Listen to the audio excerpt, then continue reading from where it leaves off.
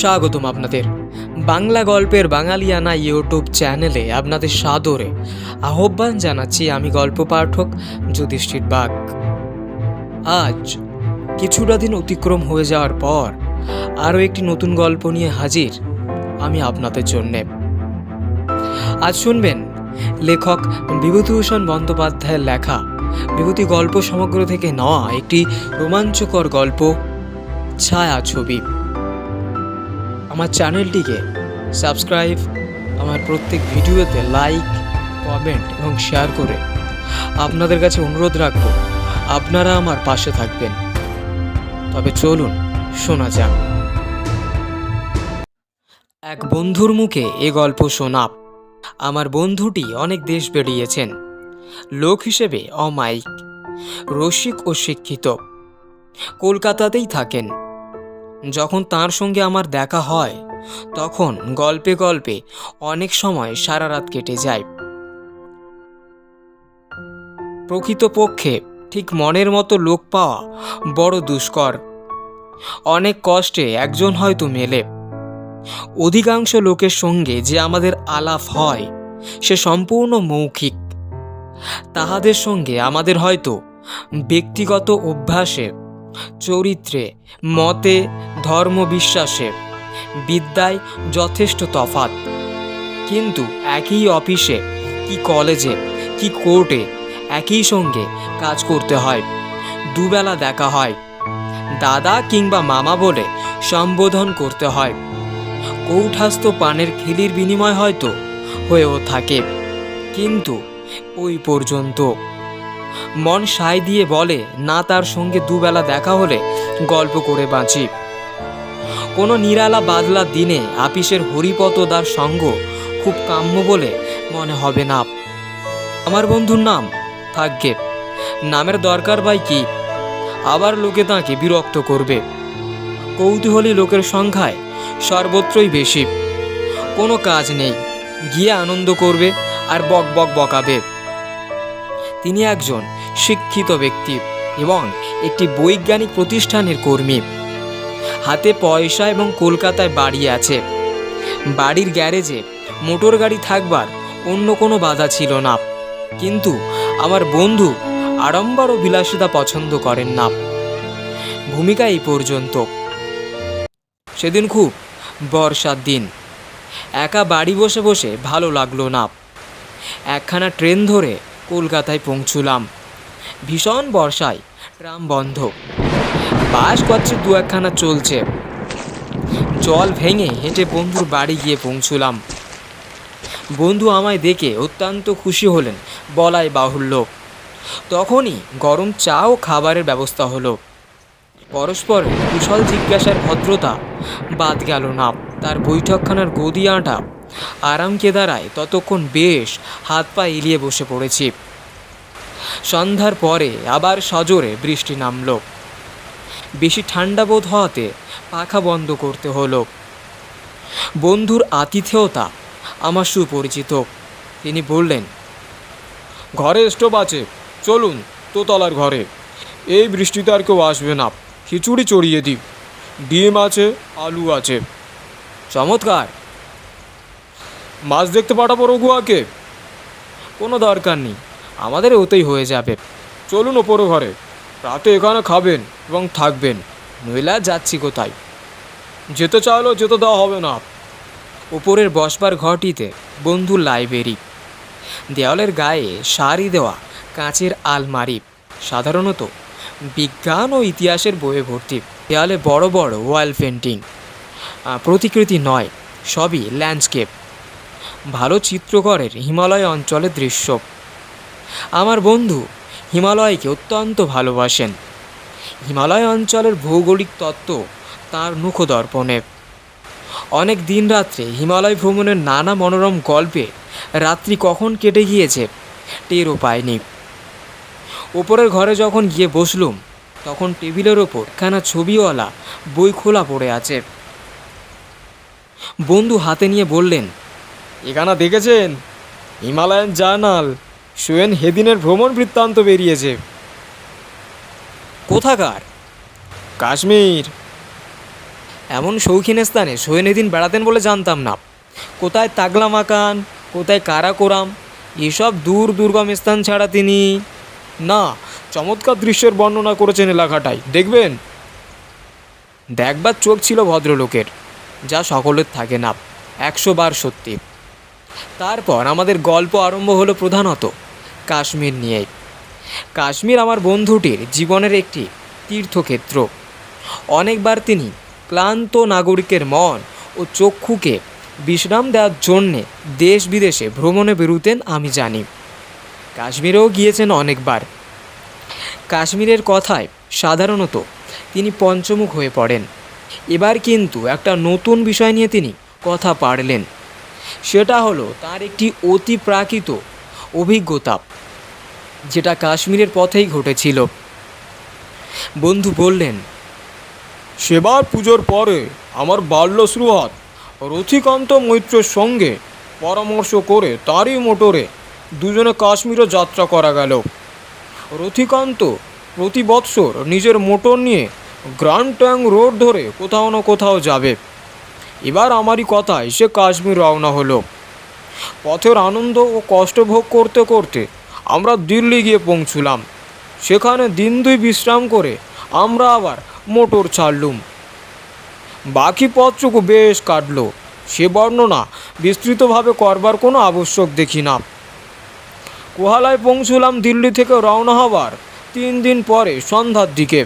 Motor থামিয়ে কোহালার একটি বাজারে চায়ের দোকানে চা পান করতে বসলাম দুজনে। গাড়িতে রইল ক্লিনার রামদিন ও ভৃত্যনাথু বাগ। শেষোক্ত ব্যক্তিটির নামটি অবাঙালির মতো শোনালেও প্রকৃতপক্ষে ওর বাড়ি মেদিনীপুর জেলার তমলুক মহকুমায়, এবং সে বাংলা ছাড়াও অন্য প্রদেশের ভাষা জানে না। চা পানের সময় দোকানদারকে আমাদের রাত্রির জন্যে একটু বিশ্রাম স্থানের সন্ধান দিতে বললাম। সে 2-1টা সন্ধান দিলে। বড় পরিশ্রান্ত ছিলাম সেদিনটা। রাত্রিটাতে একটু ভালো ঘুমের দরকার। নাথুকে গাড়িতে বসিয়ে রেখে, কারণ তার দ্বারা এ বিষয়ে কোনো সাহায্যই পাওয়া সম্ভব নয়, রামদিন ক্লিনারকে সঙ্গে নিয়ে আমরা বাসার সন্ধানে বার হই। রথিকান্ত বললে, গাড়ির একটা আস্তানাও তো খুঁজতে হবে। আমি বললাম, খুঁজে পেলে ভালো হয়, বাইরে বেজায় ঠান্ডা। নাথু তো শীতে জমে যাবে গাড়িতে থাকলে বাইরে। রামদিন বরং পারে। রামদিন বললে, আমার বাস্তে কই পরোয়া নেই হুজুর। কিন্তু বাসা কোথাও পাওয়া গেল না। কোহালা বড় জায়গা নয়। বাজারের সরাইগুলো পাঞ্জাবি ড্রাইভারের ভিড়ে পরিপূর্ণ। একখানা দোকানদারের পেছন দিকে একটা ঘর আছে বটে। দোকানদার দেখালে, কিন্তু সে ঘর এত অপরিষ্কার ও আলো বাতাসহীন যে সে ঘরে রাত্রি কাটানো আমাদের পক্ষে অসম্ভব। তাছাড়া সে ঘরে বিশ্রাম করতে গেলে মোটর বাইরে পড়ে থাকে। রামদিন মুখে বলেছেই বলে তাকে হিমবর্ষী রাত্রে বাইরে শুয়ে রাখা যায় না। রথিকান্ত বললে, উপায়? আমি এর আর কি উপায় বলবো। পরামর্শ করা গেল সেই চায়ের দোকানির কাছে আবার যেতে হবে। তাকে গিয়ে এমনভাবে ধরা হলো যেন এই পার্বত্য দেশে সেই আমাদের একমাত্র রক্ষক ও অভিভাবক। তারই মুখ চেয়ে আমরা বাড়ি থেকে এই 2000 মাইল রাস্তা অতিক্রম করে এসেছি। দোকানদার লোক ভালো। সে বলে দিলে বাজারের পেছন দিয়ে যে পথটা ছোট্ট বাজার ডিঙে চলে গেল, ওরই ওপারে এক বৃদ্ধ চাঠের বাড়ি। সে বাড়িতে অনেক সময় লোকজনদের আশ্রয় দেয়। আমরা দুজনে দোকানদারের কথা মতো সেখানে গেলাম। বাড়িখানা কাঠের দোতলা, দেখে মনে হয় এক সময় বাড়ির মালিকের অবস্থা ভালোই ছিল। আমাদের ডাকাডাকিতে একজন বৃদ্ধ দাড়িওয়ালা লম্বা সুপুরুষ ব্যক্তি দোর খুলে রুক্ষ স্বরে জিজ্ঞেস করলে, কিস লিয়ে হল্লা মাচাতা হো? কন হে তুম লোক? আমরা বিনীতভাবে আমাদের আসবার কারণ ব্যক্ত করলাম। আমরা নিরীহ পথিক, কোনো গোলমাল করা আমাদের উদ্দেশ্য নয়। বৃদ্ধ বললে, কোথা থেকে আসছো তোমরা? অবশ্যই হিন্দিতে বলেছিল কথা। আমরা বললাম, কলকাতা থেকে। ঘর ভাড়া আমি দিই না। মেহেরবানি করে একটু জায়গা দিতেই হবে। কে বললো এখানে জায়গা আছে? বাজারে শুনলাম। আমি ঘর ভাড়া দিই না। ভাড়া না দেন, একটু আশ্রয় দিন। বৃদ্ধ একটুখানি কি ভেবে বললে, কজন লোক? 4 জন। তবে একজন মোটরে শুয়ে থাকবে বাজারে। একখানা ঘরের বেশি দিতে পারবো না। তাই আমরা কৃতজ্ঞতার সঙ্গে গ্রহণ করব। আমরা বিস্ময়ের সঙ্গে লক্ষ্য করলাম লোকটি আমাদের নিয়ে সিঁড়ি বেয়ে দোতলায় উঠতে লাগলো। বাড়িতে কোনো স্ত্রীলোক আছে বলে আমাদের মনে হলো না। সিঁড়ির বাম দিকের কোণের ঘরে সে আমাদের নিয়ে গিয়ে বললে, এই ঘরটা আমি দিতে পারি, আর ঘর নেই। কার্পেটখানা পেতে নেবেন, বাইরের টবে জল আছে। গরম জল দিতে পারবো না কিন্তু, বলেই লোকটা চুপ করে গেল। আমাদের ভয় হলো পাছে সে আবার মত বদলায়। আমরা উভয়ে জোর করে বললাম, আপনার খুব মেহেরবানি, চমৎকার ঘরটি। জিনিসপত্র কোথায়? মোটরেই আছে। আরো 2 জন লোক মোটরে আছে। তাদের একজনকে নিয়ে আসি। কি খাবেন রাত্রে? এখানে খাওয়ার ব্যবস্থা হবে না। কোনো দরকার নেই, আমরা দোকান থেকে আনিয়ে নেব। চলুন আমরাও নিচে যাই, বাজারে যাব। আধ ঘন্টা পরে আমরা আবার এসে ঘরে বিছানাপত্র পেতে নিলাম। আর রামদিন মোটরেই রইল। রথিকান্ত অত্যন্ত ক্লান্ত ছিল। তারই অনুরোধে আমি আলো নিভিয়ে দিয়ে ওর শোবার ব্যবস্থা করে দিলাম। তারপর আমি নিজে এসে বারান্দায় দাঁড়ালাম। বাজারের রাস্তা সামনের ছোট্ট পাহাড়ের মাথা ডিঙিয়ে যে উপত্যকায় নেমেছে, তারই এপারে এই ছোট্ট দোতলা কাঠের বাড়িটি। অল্প অল্প জ্যোৎস্না উঠেছে। সামনের নিম্নভূমি অর্থাৎ উপত্যকায় বেঁটে ও চেনার ও সরল গাছের ফাঁকে ফাঁকে জ্যোৎস্নার কি অপূর্ব শোভা। বাতাস বেশ শীতল। আমার যেন চোখে ঘুম আসছে না। এই সুন্দর বনাবৃত উপত্যকার শান্ত কুটিরখানি সারা রাত্রি জেগে ভোগ করি, এই যেন আমার মনের গূঢ় বাণী। কিন্তু শরীর মানল না। পথক্লান্ত দেহ এলিয়ে পড়তে চাইছিল শয্যায়। অগত্যা শয্যা আশ্রয় করা ছাড়া গত্যন্তর রইল না। সঙ্গে সঙ্গে ঘুমিয়ে পড়লাম। অনেক রাত্রে আমার ঘুম ভেঙে গেল। কি একটা শব্দ যেন আমি ঘুমের ঘোরে শুনেছি, তাতেই ঘুম ভেঙেছে। শব্দটা তখনও হচ্ছে। আমি বাইরের বারান্দায় গিয়ে দাঁড়ালাম। বাইরে গিয়ে দাঁড়াবার সঙ্গে সঙ্গে আমার চোখ গিয়ে পড়ল নিম্নের উপত্যকার বনভূমির দিকে। এমন একটি দৃশ্য আমার চোখে পড়ল যাতে আমি পাথরের পুতুলের মতো আড়ষ্ট হয়ে গেলাম। চাঁদ হেলে পড়েছে পশ্চিম আকাশে। তারই সুস্পষ্ট আলোতে দেখি একটি নারী মূর্তি আমার সামনের দিকে একটা বড় গাছের ডালে দোলনা বেঁধে দোল খাচ্ছে। ভালো করেছে দেখলাম। হ্যাঁ, নারী বটে, সুন্দরী নারী, 22-23-এর মধ্যে বয়স। কিন্তু মেয়েটির দোল খাওয়ার স্থান, বিশেষ করে সময়, আমার কাছে বড় আশ্চর্য বলে মনে হলো। কাশ্মীরের দিকে কখনো আসেনি। এখানকার মেয়েরা এই হিমবর্ষী রাত্রের শেষ প্রহরে বনে এমনভাবে দোলনা টাঙিয়ে দোল খায় নাকি? দৃশ্যটা যদি শুধু সুন্দর হতো, সুন্দর সন্দেহ নেই, তাহলে আমি এমন অস্বস্তি বোধ করব কেন? আমার যেন মনে হলো এই দৃশ্যের মধ্যে একটি জিনিস আছে যা অশিব, যা নিয়মের বিপরীত, যা অমানুষিক। তাড়াতাড়ি রতিকান্তকে ডাকলুম। সেও যখন বাইরে এলো তখনও মেয়েটি দোল খাচ্ছে।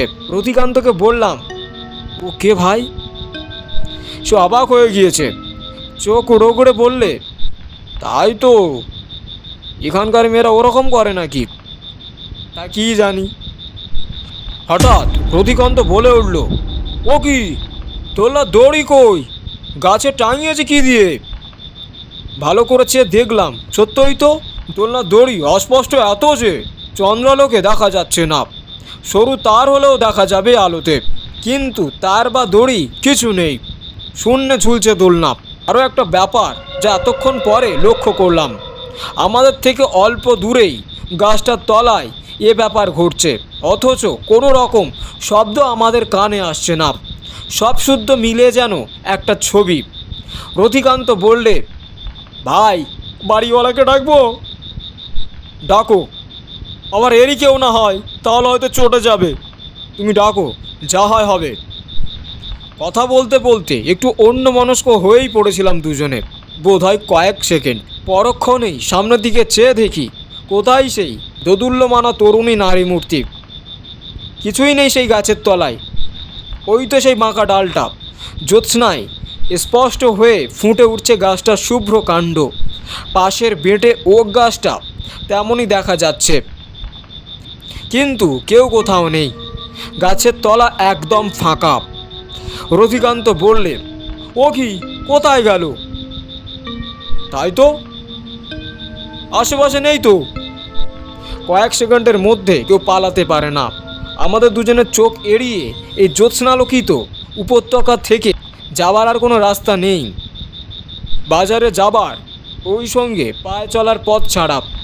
পেছনে উঁচু পাহাড়টা, বনের নিচে আগাছার জঙ্গল নেই বাংলাদেশের মতো। বেশ পরিষ্কার তলা দেখা যাচ্ছে জ্যোৎস্নায়। সম্ভব নয় কোথাও লুকানো বা পালানো আমাদের চোখ এড়িয়ে এত অল্প সময়ের মধ্যে। রথিকান্ত বললে, ব্যাপার কি? তো আমিও ভাবছি, এ দেখছি একেবারে ম্যাজিক। সেই রকম মনে হচ্ছে। কি করা যাবে এখন? শোয়াও ঘুমোনো। রাত বড় বেশি ছিল না। ঘণ্টাখানে ঘুমে উঠে রথিকান্ত ও আমি দেখি নাথুর তখনও নাক ডাকছে। ওকে উঠিয়ে জিনিসপত্র গুছিয়ে নিতে বলে আমরা আবার এসে বারান্দায় দাঁড়ালুম। ওই সেই গাছটা, ওই সেই বাঁকা ডালটা। সত্যি সত্যি কাল শেষ রাতের দিকে আমরা দুজনে এই বারান্দায় দাঁড়িয়ে সেই অদ্ভুত দৃশ্যটা দেখেছি, কিন্তু আমাদের নিজেদের কাছেই মনে হচ্ছে ওটা আসলে ঘটেনি। হয়তো রাত্রির স্বপ্ন। স্বপ্ন কি জানি। বাড়িওয়ালা বৃদ্ধের নিকট বিদায় নিয়ে আমরা মোটরের পাশে এসে দাঁড়ালাম। আমাদের দোকানি বন্ধু চেরা সরল কাঠের ডাল উনুনে দিয়ে আগুন জ্বালানোর চেষ্টা করছে। আমাদের দেখে বললে, কি জব্বর ঘুম হয়েছিল? হ্যাঁ, কোনো বিপদ আপদ ঘটেনি তো? আমি যেন দোকানির কথা সুরে ও দৃষ্টিতে একটি প্রচ্ছন্ন প্রশ্ন লক্ষ্য করলুম। আমরা চা দিতে বলে ওর দোকানের সামনে জাঁকিয়ে বসে রাতের ঘটনা সবিস্তারে ওকে বর্ণনা করলাম। দোকানি ঘাড় নেড়ে হেসে বললে, জানি বাবুজি, এজন্যই ওই বাড়ির সন্ধান আপনাদের দিতে ইতস্তত করছিলাম। ওই বনে জ্যোৎস্না রাতে কত লোক ও মেয়েটিকে দুলতে দেখেছে। ও মানুষ নয়, জিন, আফরিট, হুরি বলে হাত নড়ে যেন সব জিনিসটাকে ঝেড়ে ফেলে দিয়ে বললে, আপনারা আজই কোয়ালা ছেড়ে চলে যান। আমি জানি যারা ওই খুবসুরত জিন হুরির মোহে পড়ে এই কাঠের ঘর ভাড়া নিয়ে দিনের পর দিন থেকে গিয়েছে, শেষকালে তাদের মাথা খারাপ হয়ে গিয়েছে। একবার একটা আত্মহত্যা ঘটেছিল। বেশিদিন থাকলেই বিপদে পড়ে যাবেন। বাড়িওয়ালা বুড়ো ওই জন্যই আজকাল বাড়ি ভাড়া দিতে চায় না। ওরা বললাম, তোমরা তো স্থানীয় লোক, তোমরা দেখতে পাও রোজ কি জিন আপনাদের নজরে পড়ে? 2 মাস হয়তো কিছুই না, একদিন হয়ে গেল। কানুন কিছুই নেই, তবে কানুনের মধ্যে এই চাঁদনি রাত হওয়া চাই আর রাতের শেষ প্রহর হওয়া চাই। এখানকার লোকের সাঁঝ জ্বালার পর ও পথে বড় একটা যাতায়াত করে না। হ্যাঁ, 1 রুপিয়া 7.5 আনা হুজুর। আদাব হুজুর।